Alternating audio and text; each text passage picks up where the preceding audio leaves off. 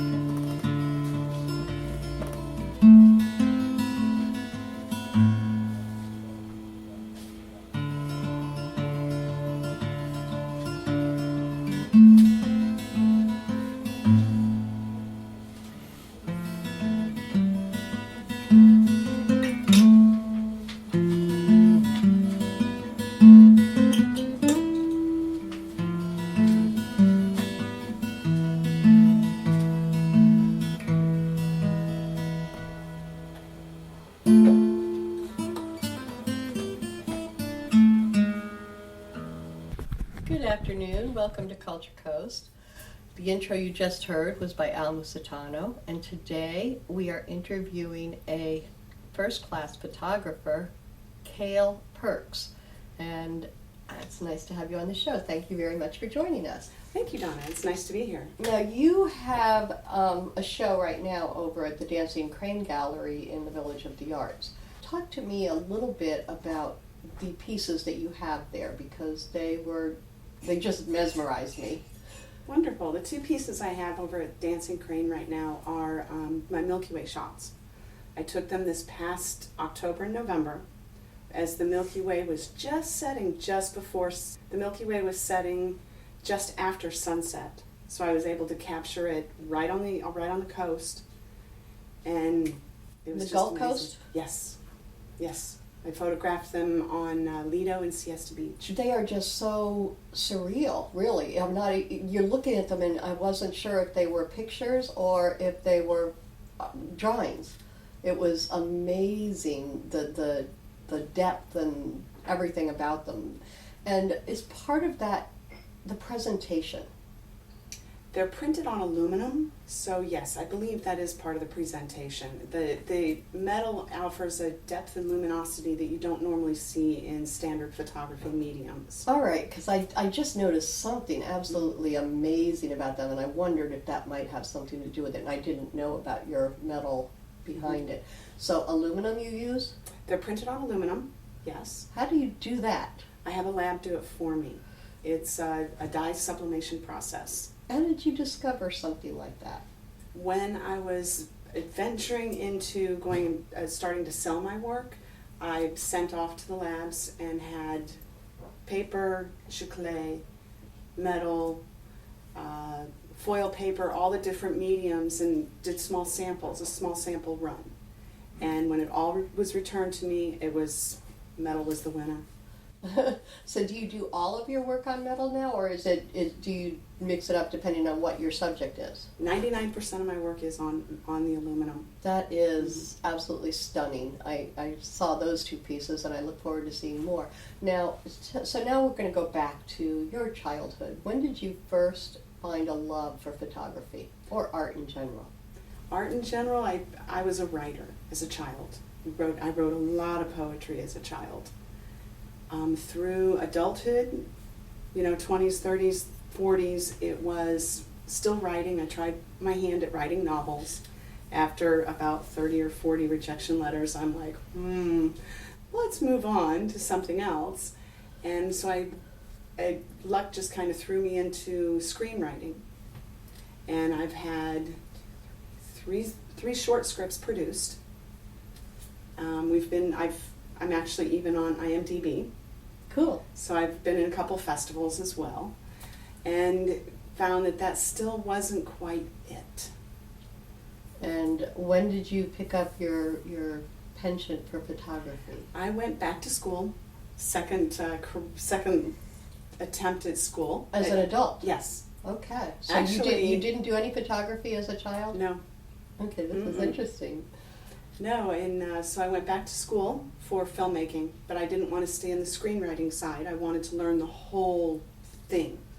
And as I was learning through school, I took 3 photography courses, because I was kind of leaning more towards cinematography over staying with screenwriting, or doing both. Right. Or producing all of it. It was just all really interesting to me. And here in Sarasota, I just wasn't wasn't working out for me as well as I'd hoped for the screenwriting and the photography, or the filmmaking. So I said, okay, let's move forward with something else again, and I'd fallen in love with my photography courses. So I went and picked up a nice digital camera and started on this path. Now, do you have all the really serious, expensive zoom lenses that I know a lot of people spend thousands and thousands and thousands of dollars on their lenses, or they used to. Now with digital, it seems like that's not as necessary anymore. Do you have those kind of lenses, or has digital made it a lot more accessible? I would love to have those lenses, but they're too expensive. Okay. So I started out with a Canon T3i, which is considered a beginner's camera. And with the standard lenses, I picked up a Nifty 50, which I think all photographers know about the Nifty 50. It's the right. inexpensive little 50 millimeter that just rocks. And I picked up a telephoto, a small telephoto. And that's what I started out with. And currently about 85 of my photos that are for sale were taken with that camera. And the telephoto lens? The Milky Ways? No, the Milky Ways, I actually picked up a wide angle for those. It's just a standard Canon, it's a 10 to 22. I'm using a crop factor camera. And the T3i is a crop factor, and my upgrade to the 7D Mark II is also a crop factor. So these aren't the standard full frame, and photographers are going to understand what I'm saying. All right, that's... So, these are all crop factor photos. Now, where did you go to school? Where did you take these classes? I went to State College of Florida. I've been there too, and I love their film classes. They're awesome. They are. Call out Professor to Del Jacobs. Call out to Del, yeah. He's great. All right, so you have drifted from the cinematography for now into photography. Do you feel any calling back towards the cinematography in the future? Yes. Okay. I have, currently my filmmaking partner is in law school for entertainment law. And as soon as she graduates, we are going to be back to filming. So She's the director, we both write, we both produce. very, very nice. And so how is it as far as making a living? Are you getting anywhere with the photography? Is it helping you to survive? Not yet. Not yet. And so you're still a struggling artist, not there. Yes. You have a day job. I have a part-time night job. All right. And is it anything related to your art? No. Oh, okay. Sometimes we find something to do during the day that relates to it, like working in a photography shop and getting your cheap, a discount on cameras or something. Yes. But- No, I bartend. It's a wonderful way to make enough money and have enough time. And connections. Yes. Sometimes you can make great connections in that field, especially in cinematography. So, I've sold quite a bit of work through the bar. I can believe that.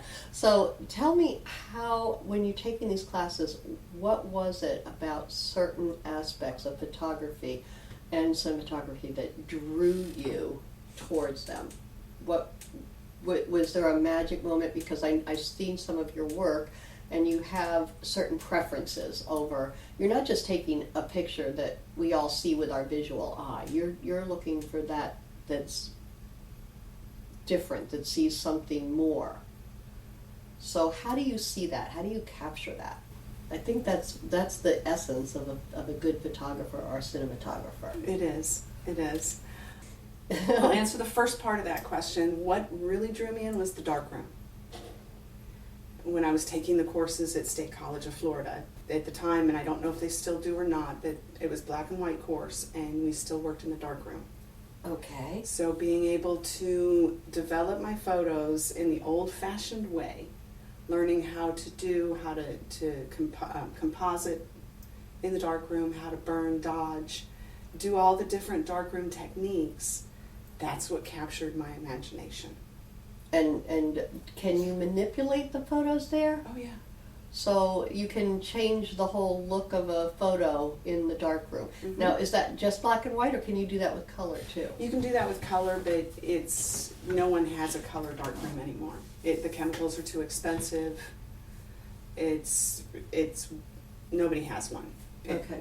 Now, in cinematography, they have pretty much all gone digital over the last 10 years, haven't they? No. No? No. They're still using the reel-to-reel films?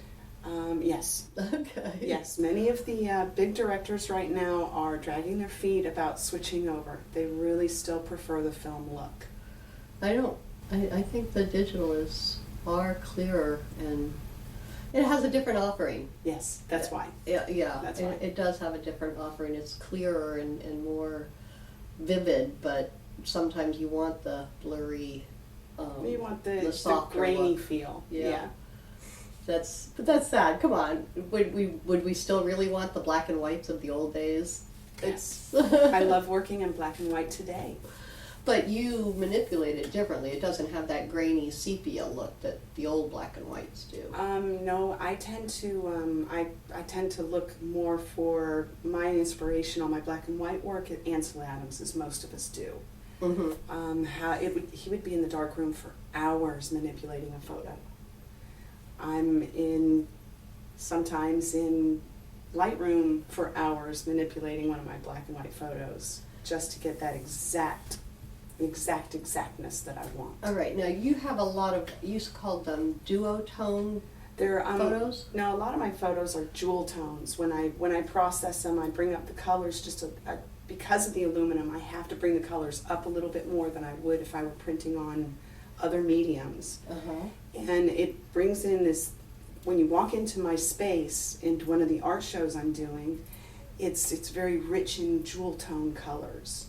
Okay. So it's rich blues, rich oranges, rich purples. It's amazing. But you don't tend to have a lot of different colors in the picture. It's like a major... There's a major theme to each big photo. color. Yeah, because I noticed with the sunsets, it's the ball of orange. Yes. And then the rest of it's really almost a black and white with a subtle deep blue there. But the rest of it, it's just that ball of orange that's, glowing. Right. And and it's not even really reflecting off the water. The water is just absorbing it. It's very neat. How do you do that kind of a process where you somehow erase all the other colors that are there? In Lightroom, there you have sliders for each color group, and I manipulate those slightly to bring in the colors that I want for that photo. So wow, that's a really cool way of getting to two colors type thing. Yes. That is very neat. I love the look of them, and you bring out so much that you probably wouldn't see otherwise. And I noticed that when I was going through your stuff, you have a lot that look black and white, but they're not actually. Correct. There's some color in there, but it's because you've given it this black and white feel. The ones that are in colors tend to stand out more, even if it's not a brilliant color. It's a deep moss green on a log or something, and it draws your eye to it because it's the only thing that is in color, versus the deeper, darker tones and light tones around it. It was very interesting, a nice concept. Is that something you learned in school or something you just came about with the metal? It's come about because of the aluminum. The aluminum. I'm processing for the aluminum, so my process is a little bit different than it would be if I were processing for paper or for giclée or canvas. So it's a little bit, all my photos are processed directly for printing on aluminum. How long have you been selling your photography? This is now the beginning of my third year. Very nice. So it's a new career for you. Yes, it is. And prior to that, it was books. Did you get anything published? No. In the books? No. Okay. How about poetry? One. Okay. That's a start. Yeah, one. And hey, it's practice. I think it was John MacDonald said you had to write 1 million words before you get published or something. It was like, what? It's a lot of words. So you have these creative background. Does anybody in your family come from a creative background? Were your parents, were either of them involved? My mother. What was she involved in? She was a painter, and she drew. A hobbyist or Hobbyist. professional? Hobbyist, okay. So you learned the love of art and creativity and stuff from her. I don't know, because she didn't really blossom until late life. And you too. Right. Correct. So that might be just exactly Maybe. what it was. Maybe. When we have the time, we get to do this. Yeah. That's you have to wait until you have the time. And a lot of artists, I think, have that. They wait until they retire to do their actual talent because they had to earn a living up until they were 60 or 65. And it seems such a waste because how much more could they have, how much better, how much more could they have created if they had started when they were able? It's too bad we don't really revere the art and the talent of our people instead of just going for the ones that make money. Sometimes it seems like we lose something there.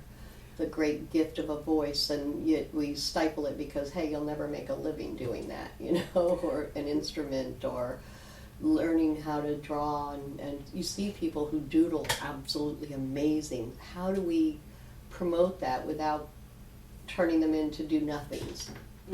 It's that balance. Okay, are they going to be a slug and do nothing but draw? And people seem to think that that's bad, and I'm wondering if maybe we're hurting ourselves by erasing some talents like Vincent Van Gogh or Michelangelo, because we stomp on them and say, no, you have to earn a living, go be an electrician.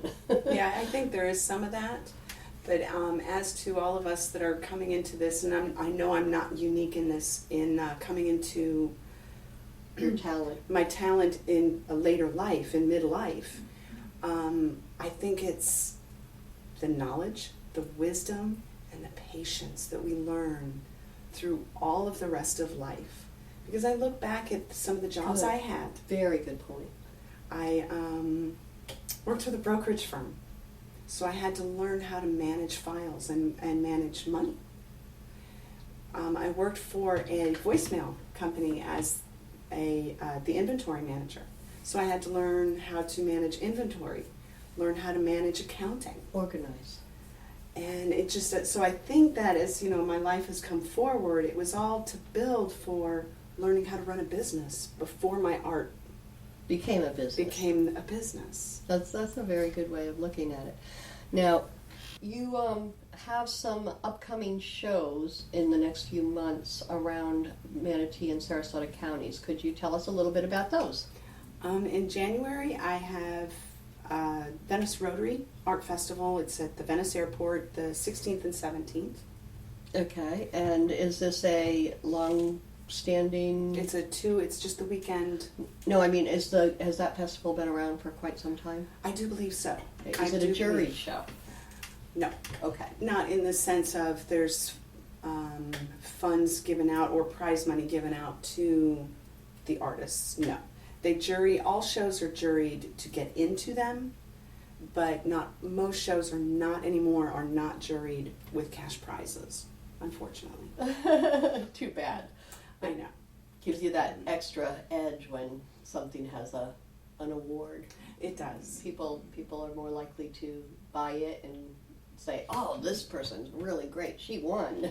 So, yeah, that helps a lot. It's too bad they don't do that. So, you're going to be in the Venice Art Festival, and what's the date on that?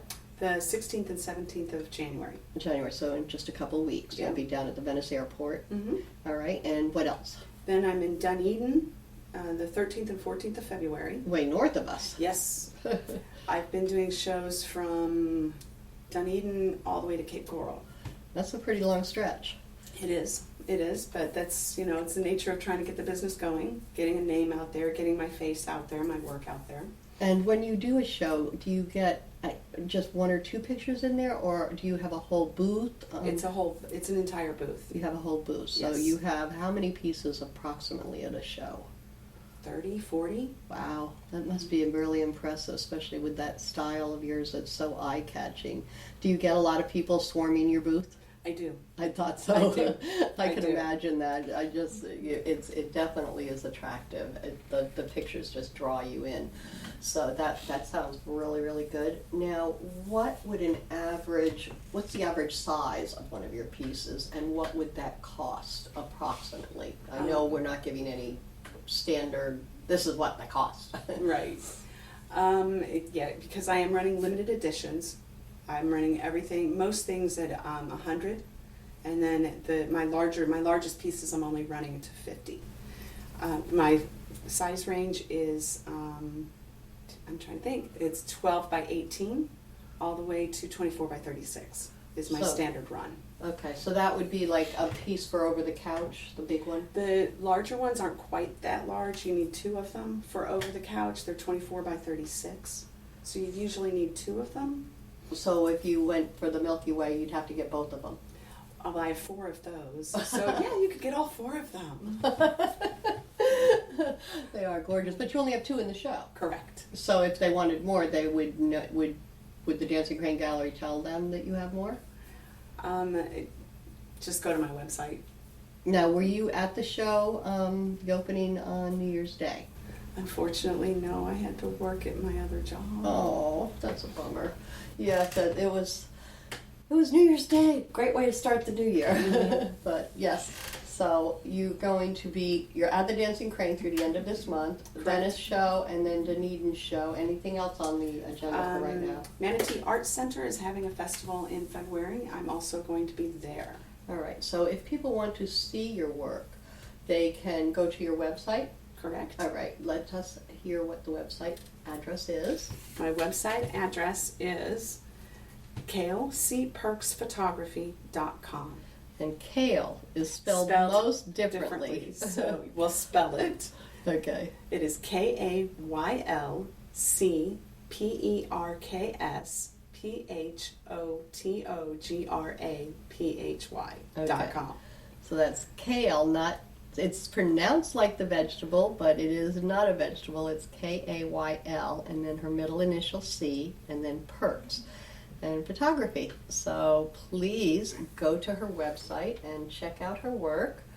And by all means, come and see some of her work at either the Manatee Arts Center in February or at the Dancing Crane through the end of January, or at one of the art shows in Venice or Dunedin. And we really appreciate you being on the show. Thank you. Thank you. Nightmares. Frightful visions during the night, causing terror and loss of sleep. Daymares. Frightful visions during the day, causing fear and paranoia. Gothmares. Gothic visions that can happen anytime, causing horror and disgust. But sometimes they offer answers. Read Gothmares if you dare.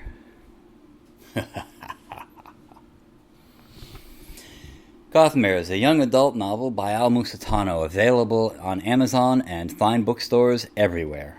Village of the Arts, the largest artist colony in the state of Florida, located on 42 acres, includes artists, homes, galleries, gardens, and restaurants featuring handcrafted gifts, fine art sculptures, painting, photography, enviro art, healing arts, books, mystics, and musical variety. A few of the galleries are unique in their offerings. Village Voices specializes in books and art created exclusively by Florida residents. The Dancing Crane Gallery offers fine art, custom jewelry, and unique innovative art.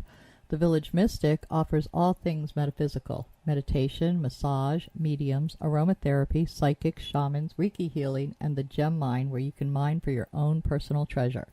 Yoga Arts offers classes or one-on-one coaching. Musicians and bands can be found throughout the area. Many of the artists and musicians offer classes. Restaurants and bakeries provide respite for the weary and magic for the foodies. Visit during the first Friday Art Walk and stroll through the shops and galleries enjoying free appetizers, wine, music, and demonstrations. For hours and information, please visit the website at www.villageofthearts.com.